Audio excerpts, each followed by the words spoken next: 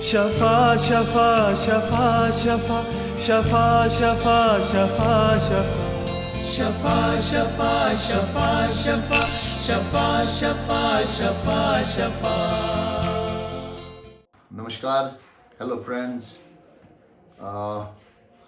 आज हम एक इम्पॉर्टेंट कॉन्सेप्ट के बारे में बात करना चाह रहे हैं। शफा होम के इस 22 साल के सफ़र में हमने पहले दिन से ही फैमिली के रोल को पहचाना था। इस ट्रीटमेंट में फैमिली का एक मुख्य रोल है, इसको पहचान लिया था। ये हमने अनुभव किया था तब तक। सो हमने पहले दिन से ही एक शफा असिस्टेंस फैमिली असिस्टेंस प्रोग्राम के नाम से एक जहां ट्रीटमेंट एक तरफ से जा रहा था, इसके साथ में ये भी चलाना शुरू किया था। आजकल इस फैमिली असिस्टेंस प्रोग्राम में फैमिली काउंसलिंग मीटिंग, पारिवारिक गोष्ठी व्हाटएवर द हिंदी है, फैमिली काउंसलिंग मीटिंग हर दूसरे शनिवार और हर आखिरी शनिवार को दिल्ली वाले सेंटर में 2 से 5 बजे के बीच आयोजन किया जाता है। इस फैमिली काउंसलिंग मीटिंग में परिवार वालों को बुलाया जाता है। हम लोग मेलों के द्वारा, SMS के द्वारा, फ़ोन कॉल्स के द्वारा, इस दफ़ा तो व्हाट्सएप के द्वारा फैमिलीज़ को बुलाते हैं और वो चाहते हैं कि वो ज़्यादा से ज़्यादा लोग इसमें शामिल हो और अपने रोल को, परिवार के रोल को वहाँ समझे। सो मैं रिपीट करूँगा एक दफ़ा, हर दूसरा शनिवार और हर आखिरी शनिवार, हर महीने का आखिरी शनिवार, चौथा नहीं, आखिरी, इस पे ध्यान दें, 2 बजे से 5 बजे के बीच दिल्ली वाले सेंटर में आयोजन किया जाता है। अभी इस सारे में से एक मुख्य सवाल उभर आता है कि इसकी ज़रूरत क्या है, यानी कि फैमिली काउंसलिंग मीटिंग क्यों, फैमिली काउंसलिंग मीटिंग की हमें इम्पोर्टेंस क्या है, इसकी ज़रूरत क्या पड़ी। इसकी ज़रूरत यहाँ से ज़रूरत पड़ी कि हमने क्या देखा, हमने अपने अनुभव से ये देखा कि फैमिली का दोनों जगहों पे बहुत बड़ा, तीनों जगहों पे इनफैक्ट बहुत बड़ा रोल है। जब वो लड़का एडिक्शन में गया, जब उसको ट्रीटमेंट में आप लोगों ने पहुंचाया और यहाँ से जाने के बाद उसके रख रखाव को, उसको संभालने में आपका बहुत बड़ा रोल है। सो इसका मतलब अगर हम देखें कि एडिक्शन में हम मानते हैं कि आपके ना चाहते हुए भी, आप में से कोई भी नहीं चाह रहा था कि वो एडिक्शन में जाए। परिवार का कोई भी सदस्य नहीं चाह रहा था, कोई माँ, कोई बीवी, कोई पिता, कोई बहन भाई, कोई दोस्त, कोई अच्छा साथी उसका नहीं चाहता था कि वो एडिक्शन में जाए, लेकिन वो फिर भी गया। इसका मतलब ये हम सारे लोग थे जिन्होंने इसको संभाल के रखा था, हम सारे लोगों ने कुछ ना कुछ कमियां छोड़ दी, क्योंकि addiction is all about his emotional blackmail. और ब्लैकमेल किसको कर रहा है? वो हमें कर रहा, परिवार को कर रहा, बीवी को कर रहा, पिता को कर रहा, बहन को कर रहा। सो इसका मतलब हमें वो समझना होगा, हम नहीं चाह रहे थे, लेकिन चाहने से बात नहीं बनी। चाहना और क्योंकि रिजल्ट देखो ना क्या हुआ, वो एडिक्शन में चला गया। सो इसका मतलब हमारे चाहने में, हमारी एक्शंस में कुछ प्रॉब्लम थी। हमने जो नहीं चाहा, हमने छुपाया, हमने हेल्प की, हम बहुत सारे इनेबलिंग करते हैं, कोडिपेंडेंसी का कॉन्सेप्ट लेके आते हैं।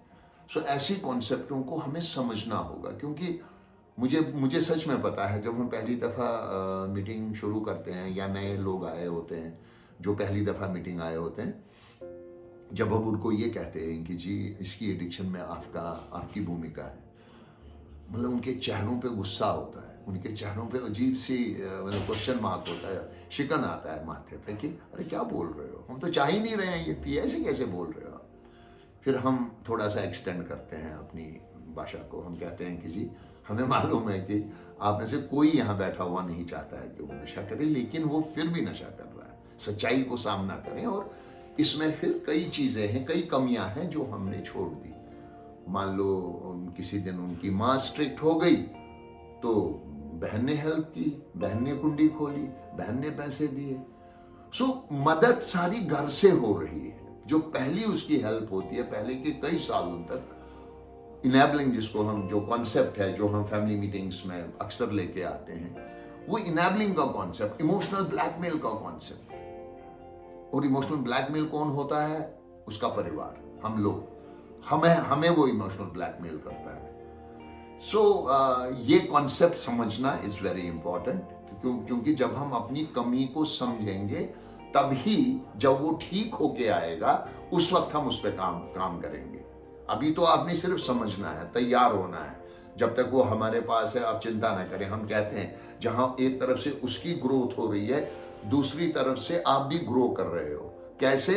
अपनी उन कमियों को समझ के, हाँ यार हमने कुछ कमी छोड़ी थी, हाँ मैं पैसे देती थी उसको, हाँ हम मतलब किसी ने मेरे को एक दफा कहा, बोला जी मैं पैसे नहीं देती हूँ, आप क्या कहते हो, हम तो नहीं देते हैं पैसे इसको। जब हमें पता चला हो क्या रहा था, वो घर का सामान चुराता था, काइंड ऑफ दुकानदार के पास रखता था, उससे पैसे लेता था। अगले दिन घर का कोई सदस्य जाता था, उनको पता था, वो उसको पैसे देके सामान छुड़ाते थे। ये वो लड़का महीने में 1-2 दफा करता था, और घर वाले क्या कह रहे हैं कि जी हम तो पैसे नहीं दे रहे। यानी कि डायरेक्टली इनडायरेक्टली तो हेल्प हुई ना जी। मैंने ये उदाहरण के लिए कोट किया। अभी ऐसे बहुत सारी चीजें जो हम ना चाहते हुए भी उसकी एडिक्शन में मान लो हेल्प कर रहे होते हैं, धक्का दे रहे होते हैं। मैं फिर रिपीट करूंगा कि इसको समझना इसलिए क्योंकि अपने रोल को समझना इसलिए क्योंकि एक दिन जब वो घर आएगा ट्रीटमेंट में से वापस, उस वक्त हमें क्या रोल निभाना है ये इसके लिए जरूरी है। नंबर 1। नंबर 2, जैसा मैंने कहा कि अगर वो ट्रीटमेंट में आया भी है वो आपकी वजह से आया है, वो नहीं चाहता है। वो ट्रीटमेंट में रह रहा है आपकी वजह से रह रहा है, because you want him to be there, वो नहीं चाहता है। नंबर 3, जब वो एक दिन वापस आएगा उस वक्त हमें मिल के क्या करना है। जब मैं हमें कहता हूं, इसमें तीन हिस्से हैं, हम ट्रायंगल कहते हैं। 3 हिस्से हैं इस ट्रायंगल के, वो पेशेंट, हम लोग, संस्था, शफाओं और उसका परिवार। हम तीनों को इकट्ठा होना पड़ेगा। अगर हम तीनों लोग इकट्ठे नहीं होते हैं ये ट्रीटमेंट, क्योंकि मैंने कहा ना, वो और मैं तो इकट्ठे हो चुके हैं। अब कमी अगर है वह परिवार की, वह आप लोगों की। आप अपने रोल को पहचाने और उस रोल पे आए, समझें, काम करें, और जब एक दिन आए वहां उसकी प्रैक्टिस करें। उसको ये समझा दे कि अब मैं वो बीवी नहीं हूं जो तू साल भर पहले जिसको तू जानता है। अब मैं वो माता पिता नहीं हूं जिसको तू बेवकूफ बनाता था। सो इस कॉन्सेप्ट को समझना है, एक्सेप्ट करना है और उसकी प्रैक्टिस करनी है। तभी ये घटक पूरा, तभी ये 3 ट्रायंगल पूरे हो जाएंगे। हमारी तरफ से कहीं आपको कमी नहीं मिलेगी, ये मैं मतलब बहुत ही होशो हवास में आपको प्रॉमिस करता हूँ। एज ऑर्गेनाइजेशन हमारी हेल्प, हमारी जो योगदान है, हमें आप जहाँ खड़ा करोगे हम मिल जाएंगे। उस लड़के के साथ हम काम कर रहे हैं जो पेशेंट है, इसका मतलब दो हिस्से तो मिल गए। अब अगर किसी को मिलना है वो है परिवार। सो कृपया करके इसकी इंपॉर्टेंस को समझें, क्योंकि बहुत क्लियरली जैसे मैंने कहा कि ये ट्रीटमेंट इनकम्प्लीट है। हमें मतलब साइंस जहां इसको ये कहता है कि एडिक्शन इज ए डिजीज, आप जान के और आश्चर्यित हो जाएंगे कि addiction is a family disease. फिर ये भी कहते हैं, जहां ये कहते हैं कि एडिक्शन एक बीमारी है, नशे को घोषित किया गया बीमारी, साइंस ने घोषित किया, वहां बाद में कहा कि नशा एक पारिवारिक बीमारी भी है। आप नहीं नशा ले रहे हैं, हम जानते हैं आप नहीं नशा कर रहे हैं, लेकिन आपके अंदर वो सारी चीजें कहीं ना कहीं से होने लगी है। आपके अंदर एंजाइटी होने लगी है, तनाव होने लगे हैं, आप घबराहट में जी रहे हैं, आपको नहीं पता अब ये घर से निकला क्या कर, इसके घर से निकलने की देर है, हम परेशान होना शुरू हो जाते हैं। ऐसी बहुत सारी चीजें हैं जिसको हम कोडिपेंडेंसी वाले टॉपिक में कवर करते हैं कि नशा वो कर रहा है, व्यवहारों में परिवर्तन हमारे आ गया, हम चिड़चिड़े रहने लगे हैं, हम अब बाहर नहीं निकलते हैं, पड़ोसियों के डर से वो पूछेंगे कि तुम्हारे घर में रोज झगड़ा हो रहा होता है। सो हमें इस कॉन्सेप्ट को एक अगले लेवल पे लेना पड़ेगा, क्योंकि जब तक हम ये कहेंगे कि ये नशा करता है तो ये इसकी प्रॉब्लम है, बिल्कुल 100%, लेकिन हम ये कह रहे हैं कि जब ये वापस आएगा एक दिन, इसको आप वापस घर आना है, उस वक्त आप लोग हो परिवार, मैं उस वक्त नहीं हूं, और उस वक्त आप इसको कैसे संभाल रहे हैं। ठीक उस तरह से जिस तरह से हमने कल कुछ पौधे लाए और आते ही सुबह में उन पौधों को देखने गया था कि वो ठीक ठाक तो हैं, उनको पानी की आवश्यकता तो नहीं है, ज़्यादा धूप तो नहीं पड़ रही है। ये मुझे भी पता है, ये पहले के कुछ दिनों की कहानी है। एक दफा उस पौधे ने जड़ ले ली नर्सरी से आके मेरे लॉन में, अब फिर हम देखते भी नहीं है उसको। ठीक उसी तरह इस पेशेंट को बहुत केयर चाहिए पहले के दिनों में, और वो आप प्रोवाइड करेंगे। कैसे प्रोवाइड करेंगे? फैमिली मीटिंग्स में आके, काउंसलिंग मीटिंग्स में समझ के, उसको महसूस करके, क्योंकि हर आदमी की अपनी एक पर्सनल कहानी है।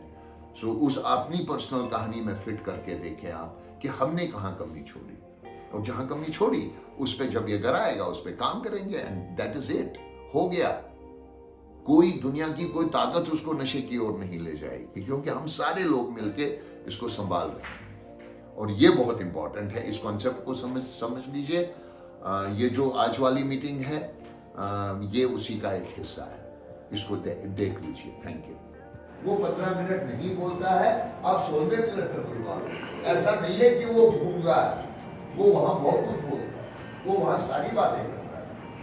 अगर वो वहां सारी बातें अजनबियों में करता है, आप तो बीवी हो, आप तो माँ हो, अगर वो आपके साथ संचार नहीं कर सकता है, फिर डेफिनेटली मैं ईमानदारी से बुरा लगेगा, आपके अंदर आपकी तरीकों में कोई प्रॉब्लम है।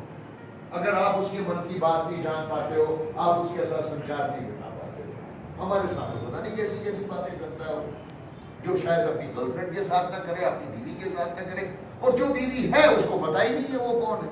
कृपया करके उसके साथ संचार को मत छोड़े, बात करे, घबराओ मत, बोलने दो, नाराज होने दो, उठ खड़े होने दो उसको आप। लेकिन अब आपकी बात क्या है? अब बात है उसकी वो खुरचना, उसका यो स्क्रैच में back, don't scratch his back. संचार के लिए ताकत है। अभी भी कहेगी मैं तो जी पूरा ही उसको नहीं, तूने वो नहीं किया, तूने ये नहीं किया, नहीं ये बंद कर, तो वो नहीं करता, तू वहां नहीं जाएगा, तो मम्मी के पास नहीं जाएगा, तो पापा के पास नहीं जाएगा। इशारे से बात करता है, मेरा खाना ला, मेरी चाय ला, तो कम्युनिकेशन खत्म हो चुका है। इन्होंने सही कहा कि कम्युनिकेट करने से, बात करने से आप अपने मन की, आप हल्के हो जाते, आप बोलते हो किसी को, तभी पता लगता है कि दूसरे वाला सुनता भी है या नहीं। क्योंकि इनकी शिकायत ये होती है कि सर मेरे को कोई नहीं समझता, मेरे से कोई बात भी नहीं करता, मेरे को कोई, मेरे मन के हाल को कोई आइडेंटिफाई नहीं करता, उसके साथ मेल नहीं खाता है। सो अब ये कैसे होगा? इसका जादू क्या है? इसका कोई जादू नहीं है, इसका जादू है संचार, बातचीत करना। हम नाराज ना हो जाए, क्योंकि वो ऐसा आदमी है जो बातचीत नहीं करता। अब हम कहेंगे देखो जी मैं तो 15 मिनट तक बोलती रही, इन्होंने, कि वो अपने मन की बात को कहने के तरीके नहीं, इनका तरीका नशे से, अपने आप को व्यक्त करने का तरीका नशे से, इनका हमारे घरों में संचार खत्म हो गया। इस दफा का जो टॉपिक है वो बड़ा अच्छा इंटरेस्टिंग है, क्योंकि ये पहली दफा हमने ट्राई किया है। हमारे पास बहुत सारे लोग आते हैं और जो मीटिंग्स को बेसिकली स्किप करना चाहते हैं या बहुत दिनों तक आते हैं, तो वो फाइनली कहते हैं कि सर ऐसा कुछ बता दो ना, हमारे को डूज एंड डोंट्स बता दो, बस हम सीख गए। अब सच आप यकीन नहीं करोगे, हमने अपनी जो ट्रीटमेंट प्रोटोकॉल है हमारा, जब आप पहली दफ़ा आते हो तो आपको मिलता है, वो अगर नहीं मिला होगा लीजिएगा, वो बहुत इंपॉर्टेंट डॉक्यूमेंट है, ट्रीटमेंट को एक्सप्लेन करता है, अगर जिन लोगों के पास नहीं है। तो हमने उसमें एक डूज एंड डोंट्स डाल दिया। हमने कई दफ़ा इसका मतलब वो किया कि जी हम कोशिश की हमने कि भाई डूज एंड डोंट्स एक फ्लायर की तरह बांटा। तो मैंने कहा ना कि इन 22 सालों के सफ़र में बहुत सारे एक्सपेरिमेंट किए। सो ये, लेकिन हमें समझ में आया कि ये मतलब जैसे हम बाजार से कोई घर का कोई सामान लाते हैं, हमने जी प्रेशर कुकर खरीदा, तो उसमें कार्ड होता है अंदर जिसपे लिखा होता है ये करें और ये ना करें, डूज एंड डोंट्स। इसी तरह से आजकल हर चीज के साथ डूज एंड डोंट्स है। लेकिन हमने ये करने के बावजूद भी हमने ये भी किया, हमने फ्लायर बनाए, बांटे, लोगों को दिए। मैंने कहा हमारे ट्रीटमेंट प्रोटोकॉल में लिखा है कि क्या करना चाहिए क्या नहीं करना चाहिए। लेकिन ये मतलब जैसे मैं आज भी बात करूंगा इसी के बारे में, लेकिन ये नहीं है, ये प्रैक्टिस नहीं हो सकती है। क्यों? क्योंकि आपके जब तक सवाल नहीं आएंगे, ये वन में, अभी भी मैं जो कर रहा हूँ ये वन में कम्युनिकेशन है, ये वन में है। या हम आपको अपनी फैमिली मीटिंग्स की वो रिकॉर्डिंग्स प्रोवाइड कराने का प्रयास कर रहे हैं। वन वे है वो आपके प्रश्न नहीं आएंगे, क्योंकि हर आदमी के पास इस कॉन्सेप्ट से रिलेटेड अलग अलग सवाल हैं। उनके सवाल हर आदमी के अलग सवाल है, क्योंकि हर आदमी एक अलग प्राणी है, अलग जिंदगी है। सो वो समझने के लिए हमारे को मिलना ही पड़ेगा, मिलने के सिवा और कोई तरीका नहीं है, क्योंकि जो आपकी प्रॉब्लम्स हैं वो बी की नहीं होगी, वो सी की अलग होंगी। सो आप अपनी प्रॉब्लम्स का व्याख्यान करेंगे। मतलब जैसे हमारे पास जिनके माता पिता थोड़े मतलब ओल्ड एज में होते हैं, वो मीटिंग के बाद कहते हैं, एक ही बात करते हैं, कहते हैं सर एक चीज बताओ, मतलब मैं कैसे इसको रोक सकूं, ये तो यंग है और हमारी एज सीनियर सिटीजन वाली है, हम कैसे रोक सकें इसको। सो ये उनकी अलग समस्या है, एक अलग ग्रुप ऑफ पीपल है, अलग समस्या है। सो ये तभी पता चली जब हम मिले, नहीं तो यहां तो मैं एक कॉमन बात करूंगा, लेकिन फिर भी इस दफा की मीटिंग का मकसद जो था वो उन डोंट्स के बारे में था, हमें क्या नहीं करें। हमने डूज किया है, वो शायद हमने आप तक नहीं पहुंचाया, हमने मतलब इस माध्यम के द्वारा नहीं पहुंचाया, लेकिन आप सबको उसके मेल गए हैं, डूज के मेल गए हैं, डोंट्स के मेल भी जाएंगे। ये हमारा प्रयास है, हम हर तरह से आप लोगों तक पहुंचने का प्रयास करते हैं वीडियो के द्वारा। आज एक छोटा सा प्रयास कर रहे हैं, क्योंकि इस दफ़ा की फुटेज कम आई थी। सो मुझे लगा कि मैं अपना छोड़ के सब कुछ, मुझे लगा इसको मैं पूरा करूं, कि कुछ डोंट्स हैं जो नहीं करने हैं। उन डोंट्स के बारे में ये मीटिंग, फैमिली मीटिंग हुई है, जो ये वाली फैमिली मीटिंग थी, ये अभी मार्च की कौन सी डेट को हुई थी, अभी जो संडे गया।